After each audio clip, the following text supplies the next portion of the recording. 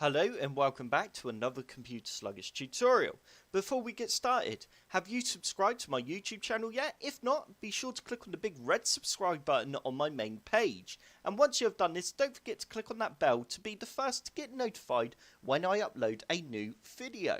In today's video, I will be showing you how to make your start menu become the full screen.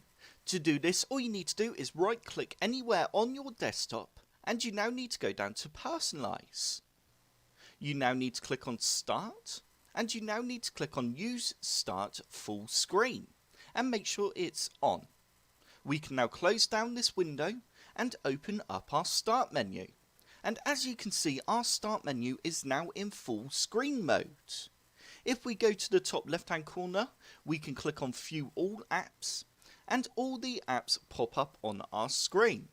We can also go back and go down to the bottom left hand corner and click on search, and as you can see, the search covers the full screen. I hope this tutorial has helped. If it has, hit the like button below and subscribe for more Computer Sluggish tutorials.